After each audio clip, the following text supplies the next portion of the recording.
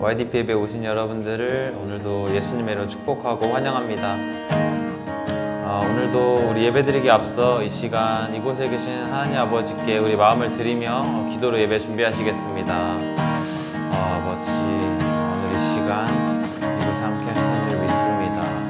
주님, 우리 한 사람 한 사람 마음 가운데 좀 역사해 주시고 불쌍하게 주셔서 우리 겸손함으로 낮은 마음으로 주님 서길 원합니다. 주님, 예수 그리스도의 보혈로 덮어주시고 주님 가볼 수 있고 주님께 온전히 우리의 마음을 드리고 우리의 삶을 드리고 우리의 생명을 드리고 집중할 수 있는 그런 시간이 되기 원합니다. 주님의 선하심을 바라보기 원합니다.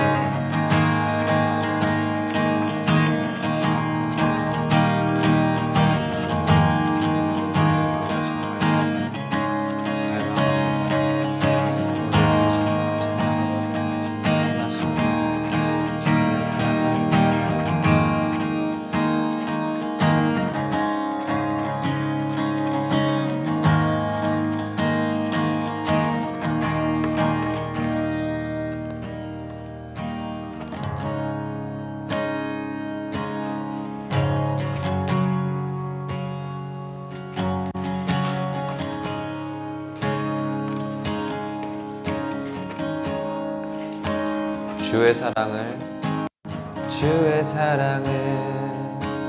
주의 선하심을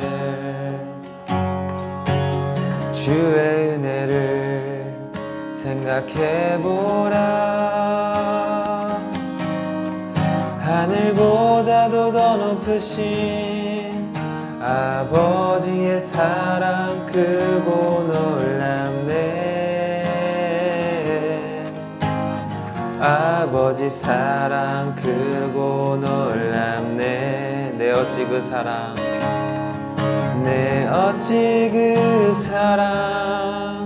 잊으리. 내 어찌 주의 긍휼 잊으리. 내 영혼의 모든 소원 만족시킨 하나님. 주의 사랑을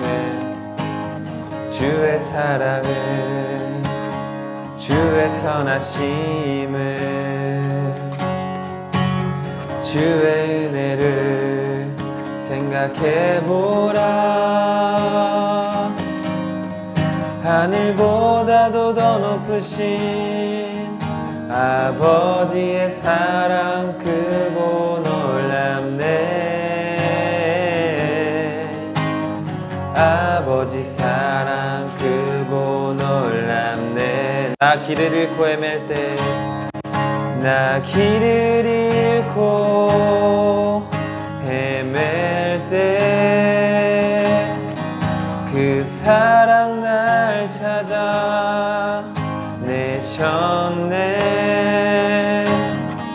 내 영혼의 모든 소원 만족시킨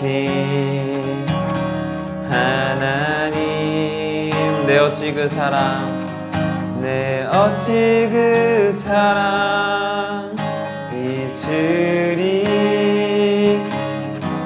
내 어찌 주의 긍휼 잊으리.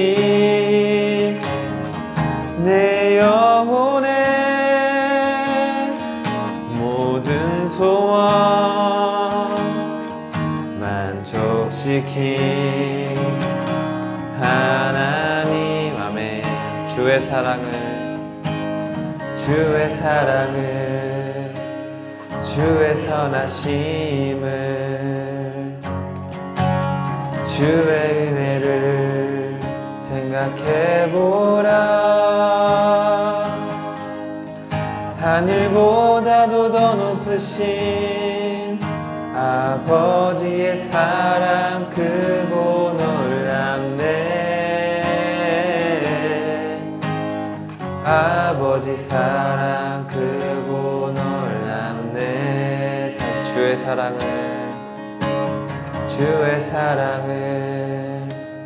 주의 선하심을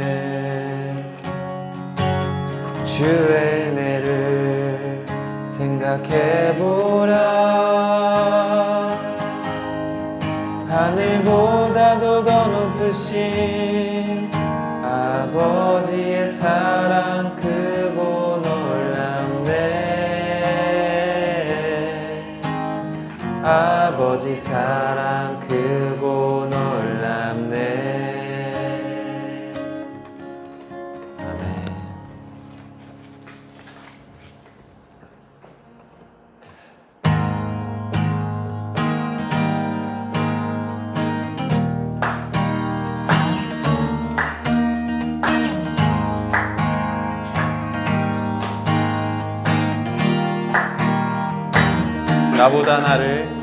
나보다 나를 잘 아시는 주님,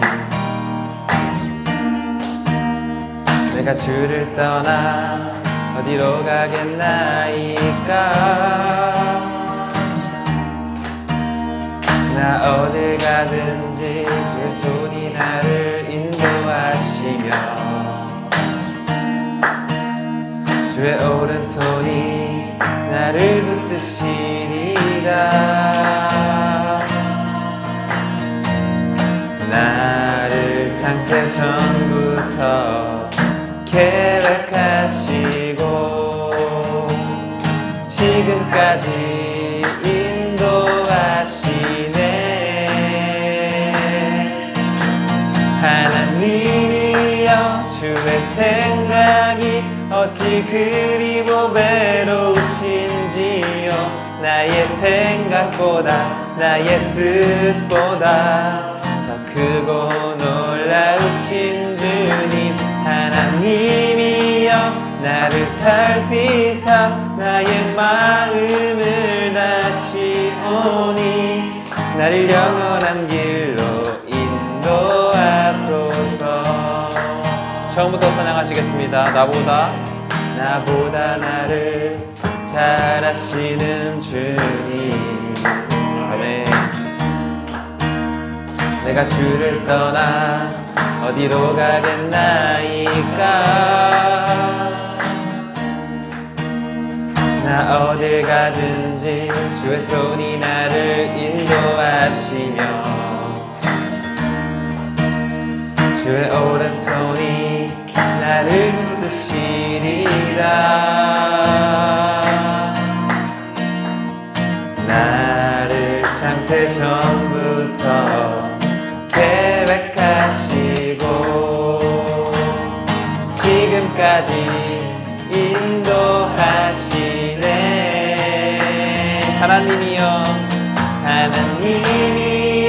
주의 생각이 어찌 그리 보배로우신지요. 나의 생각보다 나의 뜻보다 더 크고 놀라우신 주님. 하나님이여 나를 살피사 나의 마음을 다시 오니 날 영원한 길로 인도하라. 하나님이여 주의 생각이 어찌 그리 보배로우신지요. 나의 생각보다 나의 뜻보다 더 크고 놀라우신 주님. 하나님이여 나를 살피사 나의 마음을 다시 오니 날 영원한 길로. 하나님이여 주의 생각이 어찌 그리 보배로우신지요. 나의 생각보다 나의 뜻보다 더 크고 놀라우신 주님. 하나님이여 나를 살피사 나의 마음을 다시 오니 날 영원한 길로 인도하소서. 아멘.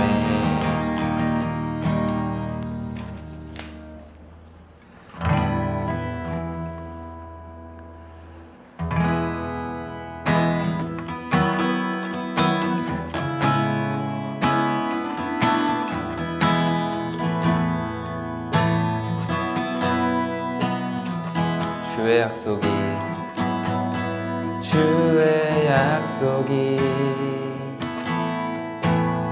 아득하여도 나의 자리를 힘써 지키리 주의 마음에 합한 자 되어 그 길 기꺼이 나 걷게 하소서. 아멘. 주의 계획은 성실하시니 나의 고백을 온전케 하네. 주의 나라가 세워짐을 바라며 모든 것 기꺼이 주께 드리네. 아멘. 내 맘 아시는 주님, 힘겹게 비워낸 바램들 다 내려놓고 주의 위로 전하며 그 신실하신 바라보리. 주 맘 아는 자 되리. 주님의 일하심 비추는 그 통로 되어 주의 나라 위하여 내 소망 넘어 주 뜻 이루소서. 다시 찬양하시겠습니다. 주의 약속이 아득하여도 나의 자리를 힘써 지키리 주의 마음에 합한 자 되어 그 길 기꺼이 나 걷게 하소서. 주의 계획은 성실하시니 나의 고백을 온전케 하네. 주의 나라가 세워짐을 바라며 모든 것 기꺼이 주께 드리네. 내 맘 아시는 주님, 힘겹게 비워낸 바램들 다 내려놓고 주의 위로 전하며 그 신실하신 바라보리.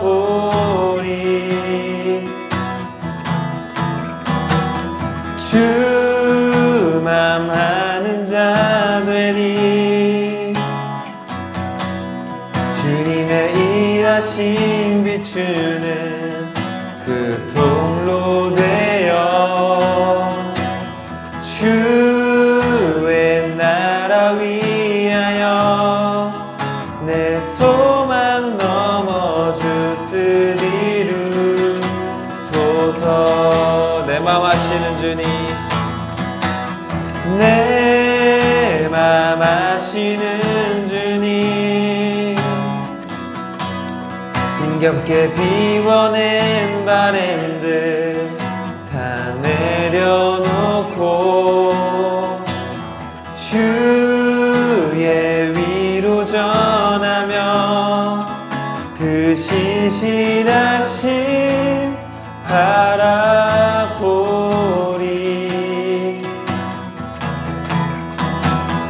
주 맘 아는 자 되리.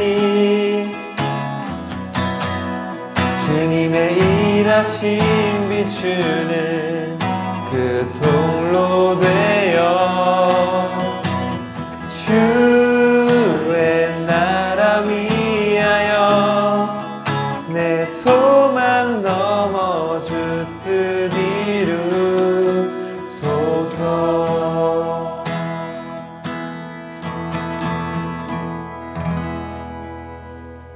사랑의 하나님, 오늘 이 시간 우리 이 자리에 모여서 함께 예배하게 하시니 감사합니다. 이 시간 주의 말씀 듣기 원합니다. 김상원 대표님을 통해서 하나님의 뜻과 하나님의 온전하신 그 계획을 우리 각 사람 한 사람 한 사람에게 주님 말씀하여 주시고 우리가 더욱더 순종하는 마음으로 듣고 주님을 따르는 각 제자들이 되길 원합니다. 오늘 이 예배를 온전히 주님 손에 올려드리오니 주님만이 이 시간 가운데 홀로 영광 받아주셔서 감사하며 예수님의 이름으로 기도합니다. 아멘. 네, 환영합니다, 여러분. 일주일 동안 고생 많으셨습니다. 어김없이 수요일에 왔는데요. 우리 이번 주 수요 예배에 성령으로 인도받는 삶 벌써 12번째 시간이 됐습니다. 오늘은 특별히 분별에 대해서 여러분께 함께 설명드리고자 하는데요. 우리 본문 말씀 먼저 읽고 기도하고 시작하겠습니다. 고린도전서 2장 12절에서 15절 말씀인데 우리 같이 읽겠습니다. 시작. 우리가 세상의 영을 받지 아니하고 오직 하나님으로부터 온 영을 받았으니 이는 우리로 하여금 하나님께서 우리에게 은혜로 주신 것들을 알게 하려 하심이니라. 우리가 이것을 말하거니와 사람의 지혜가 가르친 말로 아니하고 오직 성령께서 가르치신 것으로 하니 영적인 일은 영적인 것으로 분별하느니라. 육에 속한 사람은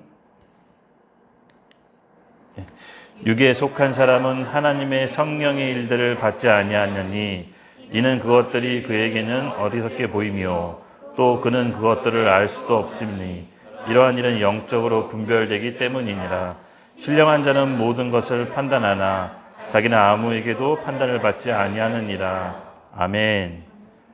같이 기도하겠습니다. 하나님 아버지, 오늘도 이렇게 어김없이 수요 예배에 우리 모두 불러 모아 주시고 하나님의 찬양과 하나님의 예배를 드리게 해주셔서 감사합니다. 주님, 오늘 분별의 말씀을 우리가 들을 때 하나님의 뜻을 온전히 알기를 원합니다. 주님, 겸손하고 온유한 마음으로 나아갈 때 하나님께서 우리에게 원하시는, 우리 각 사람에게 꼭 필요한 하나님의 뜻이 무엇인지를 깨닫고 알게 하는 귀한 시간이 되게 하여 주시옵소서. 사람이 떡으로만 살 것이 아니요 하나님 말씀으로 나오는 그 말씀을 먹고 산다고 했습니다. 주님, 오늘 하나님 말씀을 우리가 생명의 떡으로 받아 먹고 온전히 순종하며 살아갈 수 있도록 우리에게 은혜를 더하여 주시옵소서. 감사합니다. 예수님의 이름으로 기도드렸습니다. 아멘. 네, 반갑습니다. 그래도 피곤한 와중에 또 다들 여기까지 오시느라고 너무 고생 많으셨는데요. 여러분은 신앙생활에서 가장 중요한 게 뭐라고 생각하시나요? 그냥 드는 생각 중에 있으면은 아무거나 한번 말해 보십시오. 신앙생활에 나는 이게 가장 중요하다. 언뜻 또 얘기하라고 하면 잘 생각이 안 나죠. 근데 저는 개인적으로 우리 신앙생활 하는 데 있어서 가장 중요한 것은 공감하실 겁니다. 하나님의 뜻을 아는 게 가장 중요하다고 봅니다. 우리 지금 이 시대를 살아가는 하나님의 뜻, 그리고 우리 공동체를 향한 하나님의 뜻, 그리고 여러분과 제 각 개인을 향한 하나님의 뜻, 이 하나님의 뜻을 아는 게 신앙생활의 전부라고 해도 과언이 아닌 것처럼 우리는 하나님의 뜻을 온전히 알아가야 됩니다. 만약에 하나님의 뜻을 알지 못한다면 우리 신앙생활은 방황할 수밖에 없습니다. 우리 생각대로, 우리 좋을 대로, 우리 원하는 대로 신앙생활하기 때문에 그것은 결코 하나님 입장에서 선이 될 수 없습니다. 제가 사업을 하면서 많은 사람들을 겪었는데요. 그래도 겪은 사람들 중에 가장 기억에 남는 사람들이 몇 명 있더라고요. 제가 이제 유통업을 하면서 이제 일을 하면서 정말 만만치 않으신 분들을 많이 이제 접하게 됐습니다. 그 중에는 이제 좀 이렇게 노숙자분도 계셨고, 또 알코올 중독자, 또 이렇게 좀 파산하신 분들, 이렇게 좀 사회생활에서 막다른 골목에 내몰려서 이제 우리 가게에 와서 같이 일하는 경우가 많았습니다. 그 옆에서 전 과정을 지켜본 우리 서영자매도 엄청나게 고생을 했습니다. 제가 일하면서 하나님께 매일 밤 기도했던 게 뭐냐면요. 주님, 내일은 우리 직원이 출근하게 해주세요. 출근하게 해주세요. 이게 가장 제 기도 제목이었습니다. 왜냐면은 이 유통은 배송일이 새벽 배송이 생명이잖아요. 그러면은 걸핏하면 또 안 나오고 출근을 안 하고 그러면은 또 새벽에 우리 야간 근무자한테 연락을 받아요. 사장님 나오셔서 배달하셔야 됩니다. 오늘은 누가 안 나왔습니다. 그러면 또 새벽 2시나 3시에 옷을 막 챙겨 입고 또 자다가 또 이제 가면 가장 미안한 사람이 우리 아내입니다. 왜냐면 그런 과정을 몇 년 동안 계속 겪었거든요. 그래서 잘 때마다 하나님 오늘은 직원들이 제때 출근하게 해주세요. 이런 기도 제목이 한 창업하고 일 시작하고 5년 동안 계속 이어졌던 것 같아요. 근데 참 이렇게 어려우신 분들이 이렇게 가게 오면서 처음에는 저도 이제 사업 초반에는 그런 딱한 사정과 어려운 분들을 좀 도와줘야겠다는 마음이 좀 컸었어요. 그래서 그런 분들이 일하는 거 외에 개인적으로 저한테 이렇게 와서 도움을 청하는 경우가 종종 있었거든요. 예를 들어서 이제 돈을 좀 빌려달라든가 급전이 필요한다든가 그런 경우에는 진짜로 우리 서영재입니다 알겠지만 사람 하나 살린다는 심정으로 이렇게 돈을 주고 빌려준 적도 꽤 많이 여러 번 있었습니다. 근데 지금 생각해 보니까 그렇게 했던 게 과연 선한 것일까? 지나가 보니까 아니었던 것 같은 생각이 좀 많이 들어요. 그러니까 내가 옳은 생각과 내 행동이 선함이 하나님 입장에선 결코 선이 아니더라고요.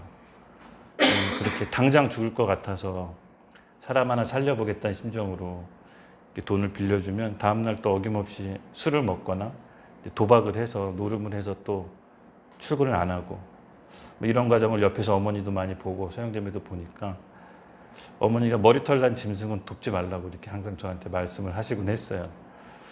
근데 또 어떻게 해요? 또 아직 세상 경험도 많이 없었고 저는 20대 후반, 30대 초반이었으니까 당장 힘들다는 사람을 돕다는 심정으로 이렇게 제 선한 마음으로 선한 양심으로 도왔는데 결코 제 선함이 하나님 입장에선 선이 아니다라는 거를 지금 돌아켜 보니까 좀 분별이 돼요. 제가 그때마다 이제 들었던 생각이 뭐냐면은 내가 하나님께 물어봐야겠다, 여쭤봐야겠다는 생각을 하게 됐습니다. 내 기준의 선행이 결코 옳은 것이 아니었구나. 오로지 선은 하나님께만 있다라는 게 제가 신앙생활 초반에 이 사업하면서 느꼈던 결과였습니다. 내 기준과 생각이 아무리 옳더라도 그것이 하나님의 뜻이 아니라면 그것은 악한 것일 뿐입니다. 사실은 그렇습니다.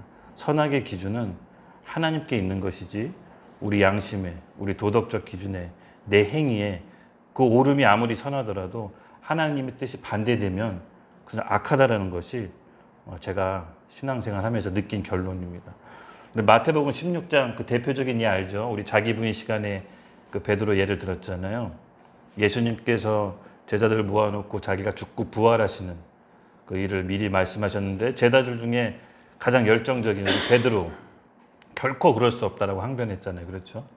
자기의 옳음에 자기의 선의 기준은 당연히 스승 예수님께서 잡혀 죽는 것을 원치 않으셨습니다. 본인은 자기 옳은 대로 한 것뿐이었지만 예수님께서는 네가 하나님의 일은 생각하지 않고 사람의 일만 생각한다고 했습니다. 결국 그런 것이 하나님의 인류를 향한 구속 계획을 망치는 하나님의 원수가 되는 일이 돼버리는 게 바로 베드로의 옳은 행위였습니다. 우리가 이런 경우가 많다라는 거죠. 하나님의 뜻을 제대로 구하고 엽죽지 않고 우리 옳은 소견대로 우리의 선한 행위대로 했다가는 하나님 편의 반대편에 서는 경우가 우리가 종종 있습니다.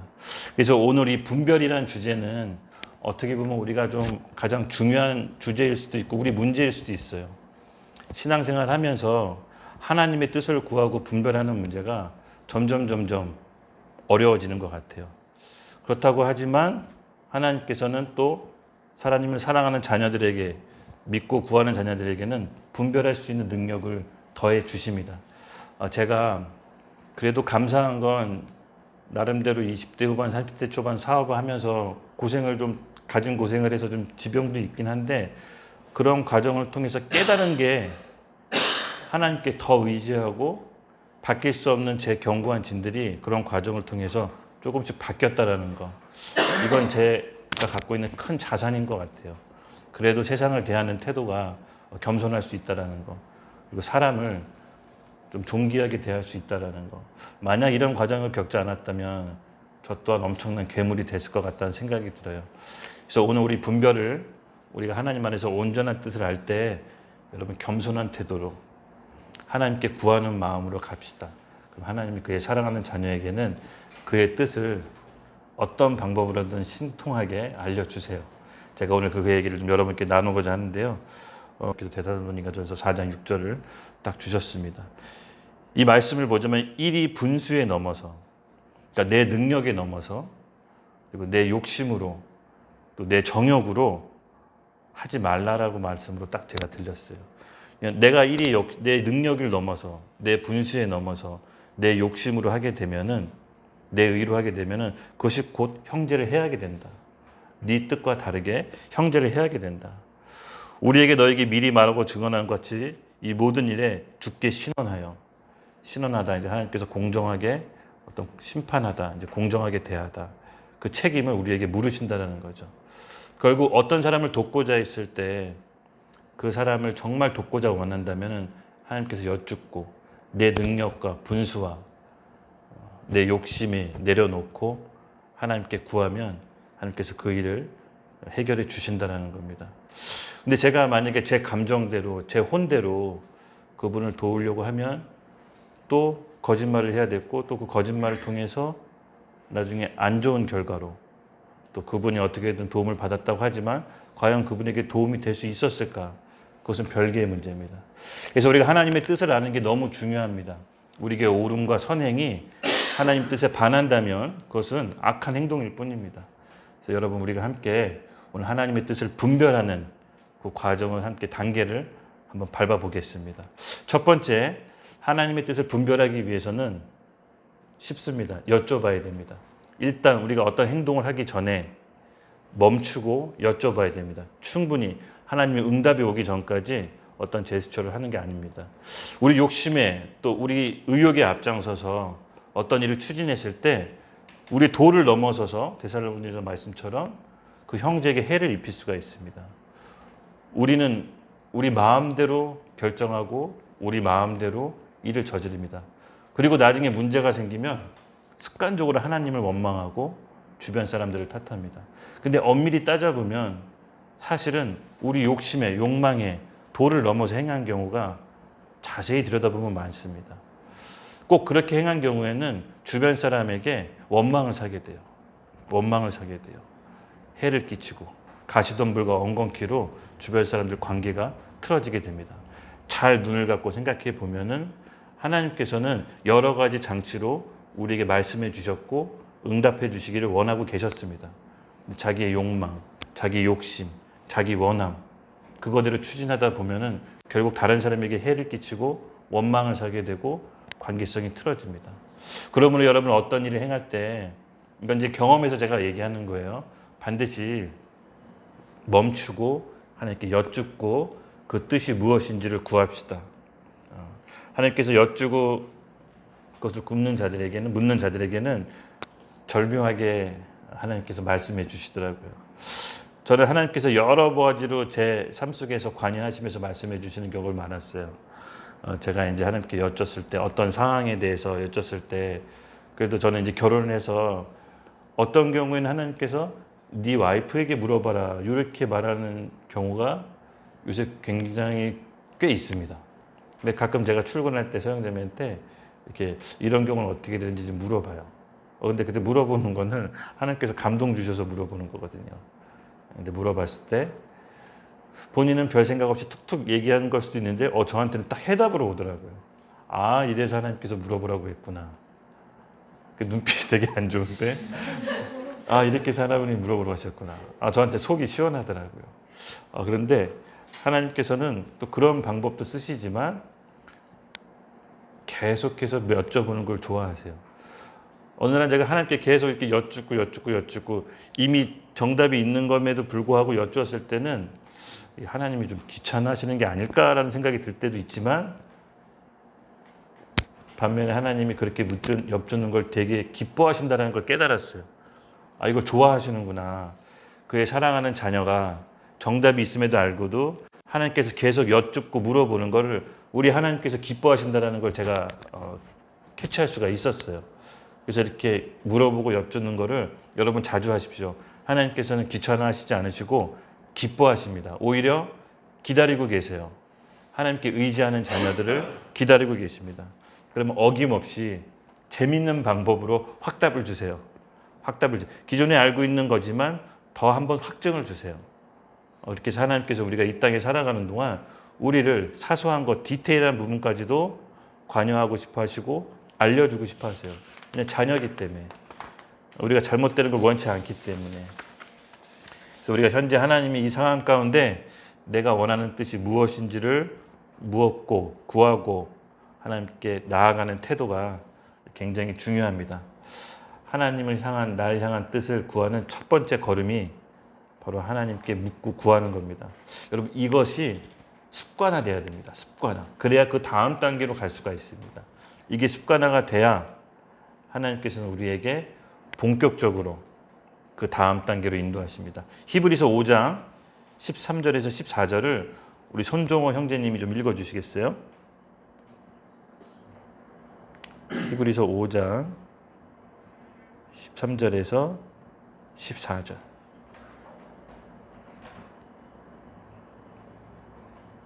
젖을 먹는 자마다 어린아이니 의의 말씀을 경험하지 못한 자요 단단한 식물을 장성한 자의 것이니 저희는 지각을 사용함으로 연단을 받아 선악을 분별하는 자들입니다. 아멘, 아멘, 아멘. 우리가 영적으로 성장함에 따라 하나님 거기에 걸맞는 말씀으로 우리에게 응답해 주십니다. 하나님의 평소의 뜻을 구하고 하나님께 여쭙고 내가 먼저 결정하기 전에 하나님께 구하는 사람에게 그 영적인 상태에 맞게 말씀의 빛을 비춰주세요. 본인은 알 수가 있어요. 아, 이게 지금 나한테 주시는 말씀이구나. 그래서 처음에는 우리 어린 나이는 우리 하나를 길러보면 여러분들 나중에 자녀를 길러보면 알겠지만은 엄마 전 먹다가 분유 먹다가 성장함에 따라 나중에 김치도 먹고 고기도 먹고 이렇게 장성함에 따라 먹는 게 달라집니다. 하나님께서 우리에게 원하시는 것은 영적인 성장의 수준에 따라서 하나님께 받아먹는 말씀이 달라지기를 원하세요. 우리가 예수님을 처음 믿을 때는 하나님의 그 첫사랑 감격이 있죠. 여호와는 나의 목자시니 내가 부족함이 없으리라. 처음에는 이런 말씀을 많이 주셨어요. 내게 능력 주시는 자 안에서 내가 모든 것을 할 수 있다. 힘이 되고 지지되고 격려가 되는 말을 주셨는데 계속해서 그런 말씀만 주시진 않더라고요. 어느 영적으로 성장함에 따라 원수를 사랑해라. 오른뺨 맞으면 왼뺨 내밀어라. 7번씩 70번이라도 용서해라. 우리의 영적인 성장에 따라 하나님께서 거기에 걸맞는 말씀을 우리에게 주십니다. 이 14절 보면요. 단단한 음식은 장성한 자의 것이니 그들은 지각을 사용함으로 연단을 받아 선악을 분별하는 자들이라. 아멘. 조금 더 제가 풀이해서 설명드릴게요. 단단한 음식으로 장성한 자는 것이니 그들은 지각을 사용함으로, 지각, 혼을 얘기하는데요. 우리 생각, 감정, 의지 이것을 사용함으로 연단을 받는데요. 여러분 이게 무슨 뜻인지 아세요? 어느 정도 영적으로 성장한 자녀들은요. 우리 혼이 다스려지지 않은 부분들이 있습니다. 그러니까 예수님 믿지만 여전히 하나님 말씀에 반대대로 가려고 해요. 자기 혼은 자기 생각, 자기 감정, 자기 지식, 자기 기분이 있기 때문에 그것대로 가려고 해요. 하나님의 말씀이 와서 그 말씀대로 순종하고 싶으나 여전히 내 생각대로 가고 싶어하는 부분이 있어요. 그때 연단을 받는다라는 거예요. 자기 지각, 혼이 말씀으로 와서 순종 안 했을 때 연단을 받는다랍니다. 그러므로 그 연단을 통해서 넘어짐을 통해서 이게 선이고 이게 악이었구나라고 분별하게 된다는 말씀입니다. 제가 아까 서두에 얘기했지만 우리 직원들을 도울 때 내 생각, 내 옳음, 내 선한 의지대로 도왔지만 사실은 그것이 돈만 털리고 그 사람은 변화가 없는, 알고 봤더니 그 하나님 입장에선 선이 아니라 악이었던, 결과적으로 그런 과정을 통해서 그런 리스크를 통해서 아 선악이 이런 거였구나라고 분별하게 된다는 뜻입니다. 즉 우리의 생각, 지적 능력, 지식 이 혼이 하나님 앞에서 말씀에 순종하지 않고 내 옳은 대로 나가게 되면 그것에 통한 연단을 받게 된다는 겁니다. 하나님의 허락하심에. 그리고 깨닫게 되는 거죠. 아 이게 선이 아니었구나. 여러분 이게 나쁜 걸까요? 그렇지 않습니다. 이런 과정이 우리 믿는 자녀들에게 허락되어 있다는 겁니다. 이 과정을 통해서 하나님의 뜻을 분별한다는 겁니다. 그래서 여러분이 너무 억울해하지 마십시오. 저 되게 많이 손해를 보고 결국 연단을 받아서 제가 경험한 것들을 이렇게 말씀드리는 거예요. 다시 말해 영적으로 성장하려면 거기에 걸맞는 말씀을 주시는데 그 말씀에 우리가 순종하십시오. 이게 연단받지 않는 비법입니다. 여러분 영적으로 성장한 만큼 단단한 음식을 먹기를 즐겨 하십시오. 오늘 우리 신앙생활을 많이 했음에도 불구하고 단단한 음식이 왔을 때 피하고 여전히 내 입에 단 전만 찾고자 하는 신앙생활이 많이 있습니다. 하나님의 음성도 들을 줄 알아요. 그리고 하나님의 말씀과 기도생활, 신앙생활을 꽤 곧 잘합니다. 보여지는 것들. 근데 이 말씀이 왔을 때 단단한 음식이 왔을 때 이걸 먹지 않고 내 입에 단 전만 사모하게 되면 성장할 수가 없습니다. 성장이 멈춰요. 마치 몸은 어른인데 속은 아기처럼 그렇게 이제 자라나게 되죠. 그래서 우리가 영적으로 성장한 만큼 말씀이 주어진다면 그 말씀에 순종함으로 나아가십시오. 그럼 하나님께서 그 다음 단계로 여러분에게 인도하실 것입니다. 정말 우리가 마음의 중심으로 사건마다 일마다 하나님의 뜻이 무엇인지 구하는 사람에게 그 하나님이 사랑하는 자녀에게 말씀을 주십니다. 사역하다 보면 이렇게 종종 상담 요청을 받잖아요. 이 중에 그래도 거의 대부분 저한테 상담 요청을 했었네요. 몇몇 사람 빼놓고. 근데 제가 상담을 받을 때마다 그냥 제 지식, 경험, 제 상황에 맞춰서 이렇게 해답을 이렇게 드린 경우가 많은데, 근데 그게 물론 결과적으로 좋았을 때도 있지만은 그게 과연 내가 이렇게 얘기하는 게 하나님 편에서 선인가? 라는 고민도 또 있어요. 그냥 어려움 가운데 놔두는 게 하나님 편에서 선이지 않을까? 라는 생각도 있어요. 근데 또 마음 한구석으로는 고생하지 않게 하기 위해서 또 정답을 얘기하는 경우가 있는데 하나님이 그렇게 얘기했을 경우에 너 왜 그랬어? 라고 또 이렇게 뜨끔하게 저한테 얘기해 주시더라고요. 거기까지만 말하라고 했잖아. 근데 또 하나님 죄송합니다. 제가 너무 또 성급했습니다. 라고 하면은 다음에는 또 이렇게 자제하게 합니다. 그래서 상담을 하고 이렇게 요청했을 때 요새는 하나님 어디까지 얘기해야 됩니까? 라고 또 구하게 됩니다. 그리고 어떤 경우에는요. 말하지 말라는 경우도 있어요. 또 어떤 경우에는 그 사람이 조금 원치 않더라도 가서 찾아가서 말해주라는 경우도 있어요. 그러니까 이게 하나님께서 그의 뜻에 맞게 우리가 순종하는 법을 배워야 됩니다. 그러니까 내가 정답을 다 얘기한다고 해서 그 사람한테 선하냐? 이거는 우리가 알 수가 없습니다. 자, 우리 자는 형제들이 있어서 약간 박수 3번 치고 다시 시작해서 시작! 피곤하지만 우리가 정신을 바짝 차려야 됩니다. 왜냐하면 이게 분별의 시간이기 때문에 사단이 여러분들이 분별을 못하도록 지금 졸음을 주는 겁니다. 아셨죠? 그래서 우리 가장 합당한 말, 가장 저 사람에게 옳은 말은 하나님만이 아십니다. 그래서 어떤 상담을 요청을 받더라도 여러분에게 또 다른 사람이 신앙 상담을 요청하더라도 먼저 저 사람에게 가장 합당한 말을 달라고 구하고 기도하고 그 말이 올 때까지 여러분 기다리십시오. 기다리십시오. 얘기하지 말라고 하시면 하나님이 얘기하지 마십시오. 어떤 말도.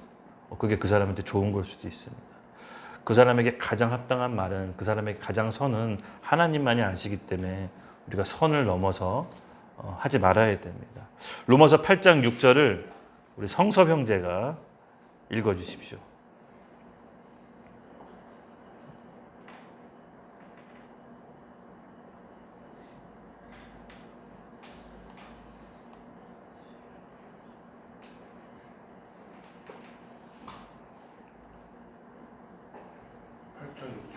네. 육신의 생각은 사망이요 영의 생각은 생명과 평안이니라. 아멘. 두 번째 단계로 이제 넘어갈 텐데요. 평소에 하나님의 말씀을 구하고 그 뜻을 찾고 사모하는 사람에게는 이제 하나님께서 두 번째 단계로 우리의 하나님의 뜻을 분별하게 해주십니다. 로마서 8장 6장처럼 육신의 생각은 사망이요 영의 생각은 생명과 평안이라. 어떤 게 육신의 생각인지 어떤 게 영의 생각인지 보다 분명하게 알려주십니다. 여러분 아까도 얘기했죠. 우리 모든 사람은 혼을 가지고 있죠. 하나도 어김없이 인간은 혼을 가지고 있습니다. 예, 우리 어른들이 그러잖아요. 저 사람 혼이 나갔다. 미친 사람 보고 저 사람 혼이 나갔다 그러잖아요. 그리고 식물인간은 몸은 살아있고 숨 쉬지만 혼이 나간 거거든요. 그러니까 몸은 살아있지만 혼이 나가서 말하거나 느끼거나 할 수가 없습니다. 하나님의 뜻을 분별하기 위해서는 바로 이 부분, 육신의 생각은 사망이요 영의 생각은 평안과 생명과 평안이라. 바로 이 육신의 생각, 혼의 생각을, 이 자아를 하나님 말씀이 왔을 때 복종시키는 사람입니다. 이럴 때 보다 분명히 하나님 뜻을 알게 됩니다. 그럴 때 하나님의 뜻이 우리에게 보다 분명히 선명하게 나타나지는데요. 혼의 자아가 하나님 말씀에 순종할 때 하나님의 뜻을 더 분명하게 알 수 있습니다. 하나님의 뜻을 구하고 하나님의 뜻을 알고 싶고 사모하는 사람에게 말씀이 조명해 주시는데 그 영적 상태에 맞게 그 말씀이 조명 주실 때 그 말씀에 순종할 때 보다 하나님의 뜻을 분명하게 먹을 수가 있습니다. 베드로전서 1장 22절을 우리 보라가 좀 읽어주세요.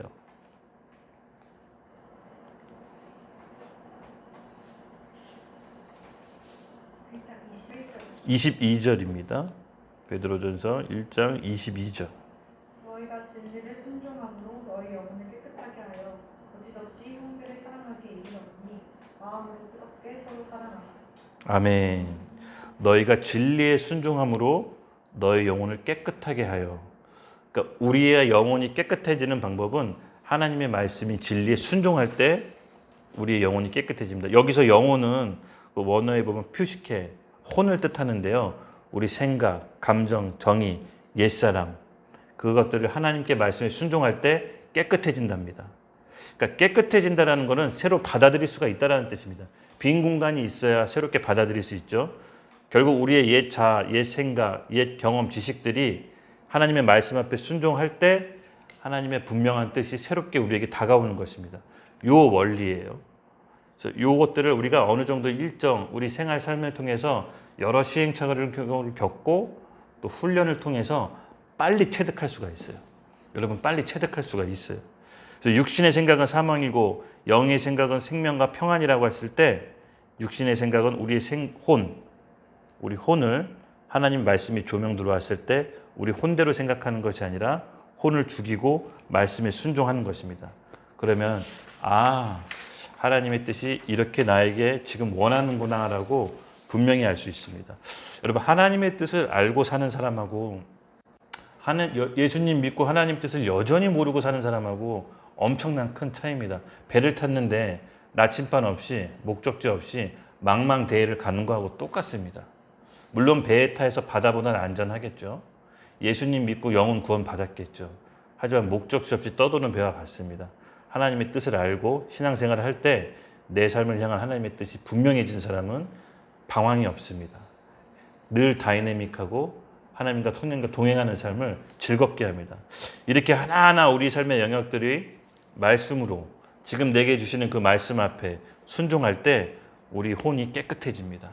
그래서 어느 정도 말씀에 순종하는 삶을 우리가 살아가서 그렇게 영유하시는 분들은요, 하나님이 그 마음의 그릇을 보고 어느 순간 성령을 부어주십니다.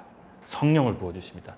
성령을 담을 만한 그릇이 준비되어 있을 때 성령을 부어주십니다. 이럴 때 우리가 성령으로 거듭났다, 혼이 거듭났다, 성령으로 충만받았다 같은 표현입니다. 갑자기 성령으로 충만받는 게 아니라 하나님의 뜻을 구하고 그것을 사모하고 그것대로 살겠다고 매일매일 하나님 앞에 나아가고 힘들지만 반복되지만 여전히 죄에 넘어지지만 그 순종하며 살 때 어느 순간 그 그릇을 보시고 성령을 부어주세요. 담을 만한 그릇이 있기 때문에. 여러분 성령에 충만해 있다가 어느 날은 성령 충만이 싹 사라지고 좀 뭔가 사람들하고 충돌이 있다가 내 마음이 무너지고 여러 번 왔다 갔다 경험하시죠? 그릇이 준비가 안 돼 있어서 그래요. 그러니까 어느 정도 그릇이 준비되어 있는 사람들은요, 성령이 부어주시면 성령 충만함이 떨어지질 않습니다.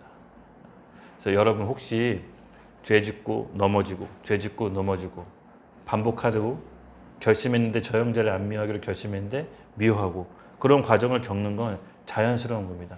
그 과정을 통해서 우리 그릇을 만들어 주십니다.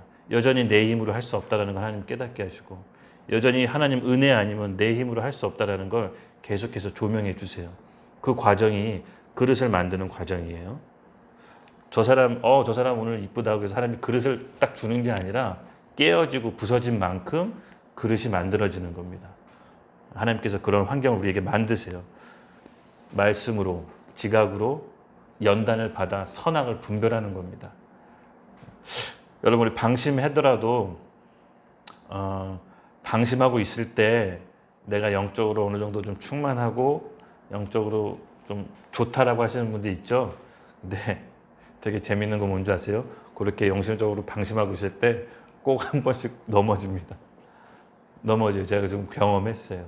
영적으로 충만하고 이 정도면 내가 웬만한 죄의 유혹에도 전혀 유독치지 않는다고 했을 때 한 번 딱 방심해서 또 넘어집니다. 하나님이 또 그걸 허락하세요. 우리 교만하지 않게 하기 위해서. 그리고 보다 더 단단한 음식을 먹이기 위해서. 보다 더 단단한 음식을 먹이기 위해서. 우리에게 준비된 하나님의 말씀은 우리가 깨닫고 보여지는 것만큼 하나님께서 우리에게 영적 성장 속도를 판단하십니다. 그래서 여러분 앞으로 먹어야 될 단단한 음식들이 굉장히 많다라는 거 염두에 두셔야 됩니다. 하나님께서는 우리를 너무 사랑하셔서 영적 어린아이 수준으로 머물지 원치 않으십니다. 반드시 단단한 음식 더 주실 겁니다. 먹으셔야 돼요. 진리의 순종함으로 우리 혼이 깨끗해지듯이 말씀이 왔을 때 그것을 순종할 수 있도록 하나님께 능력 달라고 기도합시다. 네. 마지막으로 세 번째 단계인데요. 하나님의 뜻을 온전히 분별하기 위해서는요. 내 옛 자아를 십자가에 못 박아 죽이는 단계가 있습니다. 이 단계까지 가면요. 하나님의 뜻을 분명히 알고 내 뜻과 함께 더불어 이상하게 우리 공동체의 비전, 우리 공동체의 뜻, 또 어떤 분은요. 이 나라의 뜻까지 하나님께서 비밀을 알려주십니다. 이 단계가 있습니다. 내가 십자가를 지고 순종하는 만큼 하나님께서는 하나님의 그 뜻을 자녀들에게 알려주시길 원하세요. 로마서 6장 6절을 인준이가 읽어줄래?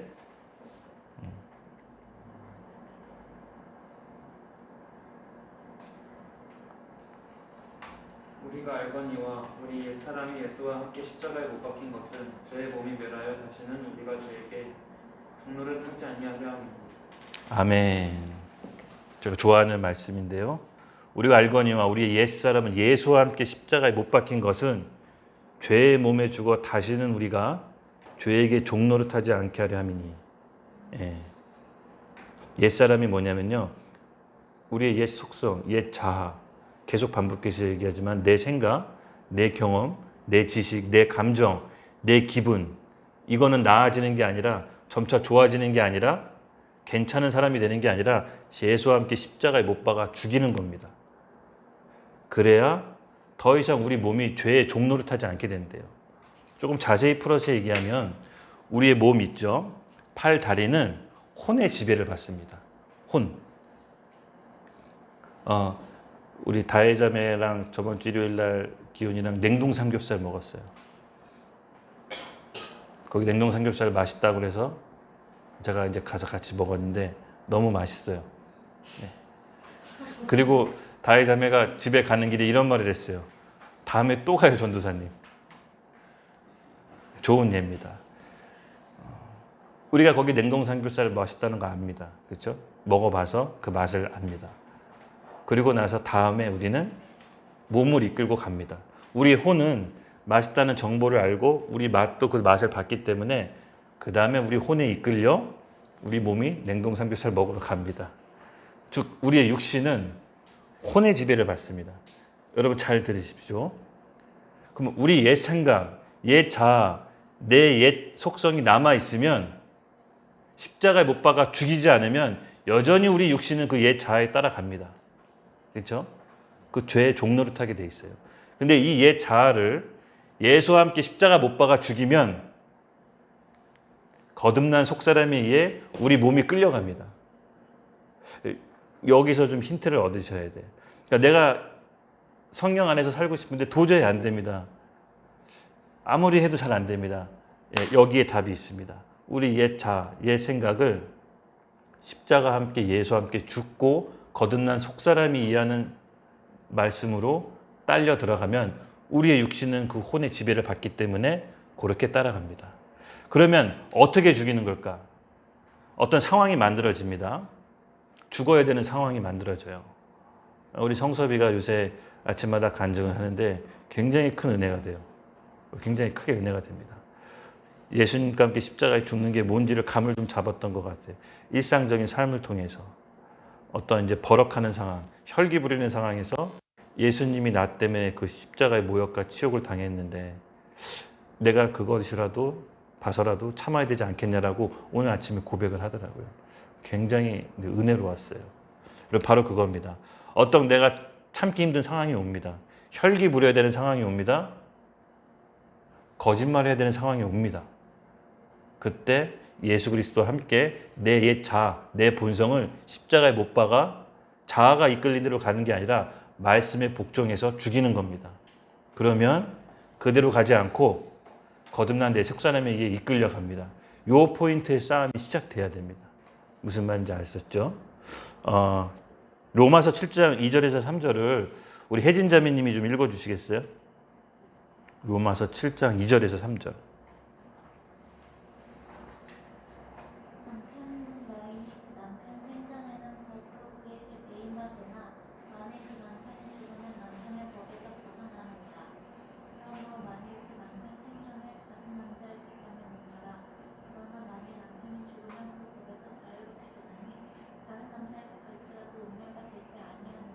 아멘.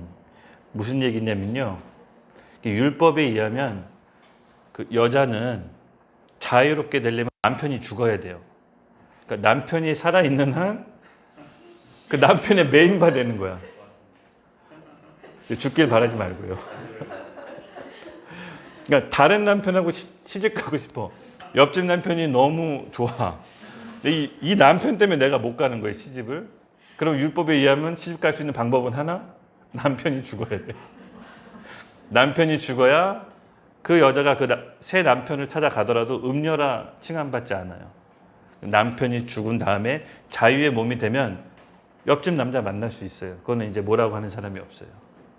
여기 남편이 누구냐면요. 내 옛 자아. 그리고 여기 아내는 우리 육신. 그러니까 남편이 살아있으면 남편이 끊임없이 아내한테 요구해. 밥은 했냐? 애는 돌봤냐? 청소는 됐냐? 끊임없이 요구해. 왜? 살아있으니까. 근데 남편이 죽으면 요구하는 사람이 없어요. 왜? 죽었으니까. 우리 다, 우리의 육신, 우리 그 생각, 감정, 기분은요, 끊임없이 우리한테 요구해요. 살아있는 한, 옛 자아가 살아있는 한, 우리 육신을 너무 잘 알아요. 그래서 어떻게 이끌려고 하는지 잘 알아요. 그래서 끊임없이 우리 육신을 요구해. 근데 이 옛 자아, 지금 이제 현 남편이 예수와 함께 십자가에 못 박아 죽으면 새 남편을 만날 수 있어요. 예수 그리스도. 여러분, 새 남편을 만나기 위해선 지금 남편을 죽여야 됩니다. 지금 남편이 누굽니까? 제가 아니고요.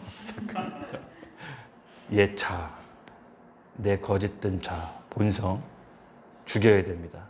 그리고 우리는 자유의 몸으로 새 남편 그리스도께 우리 혼을 복종시킬 수가 있습니다. 요 원리인 거 이해되시죠? 중요한 얘기입니다. 이럴 때 하나님의 뜻을 보다 분명히, 그래서 하나님의 뜻대로 사는 게 너무 사모가 돼요. 너무 행복해요. 너무 감사해요. 아, 왜 내가 그동안 이 하나님의 뜻을 살지 않았을까? 내가 내 자유롭게 사는 것 같지만 사실 속고 사는 거였어요. 죄의 종에 이 나쁜 남편, 이 거짓 남편한테 매여 있었던 거예요. 이 남편을 죽여야 됩니다. 그리고 새 남편 그리스도를 만날 때 정말 우리 자유롭게 행복하게 살 수가 있습니다. 여러분, 오늘 각자 남편이 있을 겁니다, 마음속에. 이 남편을 우리 죽일 준비가 돼 있습니까? 쉽지 않습니다. 왜냐? 우리가 길들여져 있기 때문에. 그렇죠. 우리가 사는 길은, 하나님께 말씀으로 분별받는 길은 전 믿습니다. 우리 옛 자아를 예수와 함께 십자가에 못 박혀 죽었을 때 그리스도 새 신랑을 만날 수가 있습니다. 우리 개인적인 하나님 뜻이 이거라면, 저는 우리 공동체의 뜻도 오늘 기도하다가 하나님, 그렇다면 우리 공동체의 뜻이 무엇인지 말씀해 주셔야 했을 때 로마서 12장 1절에서 2절을 말씀해 주셨는데, 우리 다혜 자매님이 좀 읽어 주시겠어요? 로마서 12장 1절에서 2절. 그러므로 형제들아, 내가 하나님의 모든 자비하심으로 너희를 권하노니 너희 몸을 하나님이 기뻐하시는 거룩한 산 제물로 드리라. 이는 너희가 드릴 영적 예배니라. 너희는 이 세대를 본받지 말고 오직 마음을 새롭게 함으로 변화를 받아 하나님을 선하시고 기뻐하시고 온전하신 뜻이 무엇인지 분별하도록 하라. 아멘.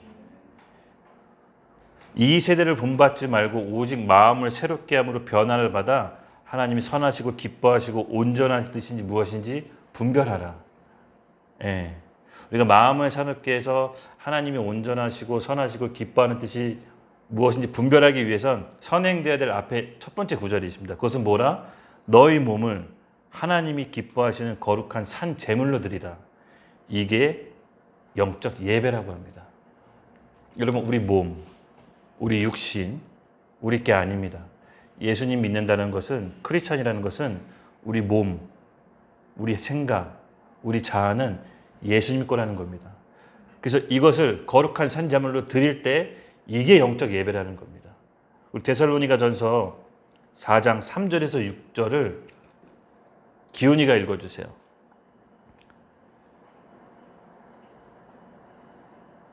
하나님의 뜻은 이것이니 너희의 거룩함이라.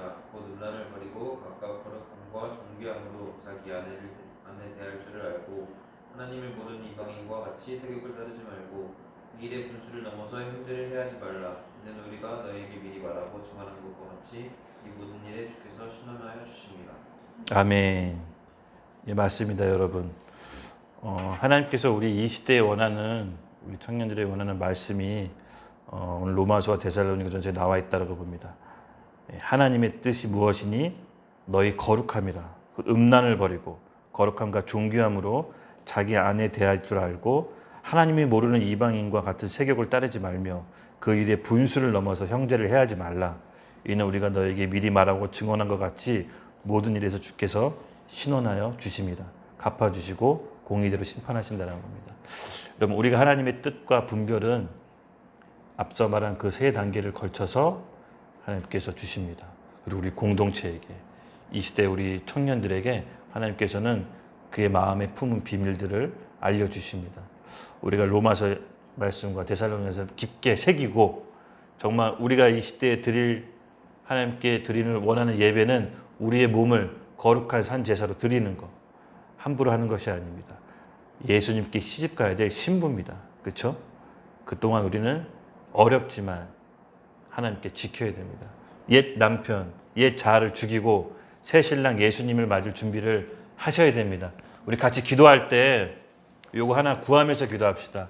내 마음속에 나를 여전히 조종하고 붙잡고 나를 지배하려고 하는 그 남편을 오늘 죽입시다. 어떻게? 예수 그리스도와 함께 십자가에 못 박아 죽일 때 우리의 거듭난 속사람 예수님은 우리를 새롭게 이끄시고 분명한 말씀으로 우리에게 분별해 주실 걸 줄로 믿습니다. 믿고 구하는 자에게 하나님께 주실 줄로 믿습니다. 우리 같이 주여 크게 한번 외치고 우리 마음속에 있는 옛 자아를 예수 그리스도와 함께 십자가에 못 박아 죽입시다. 떠오르는 자아가 있다면 우리 함께 못 박읍시다. 같이 주여 크게 외칩시다. 주여!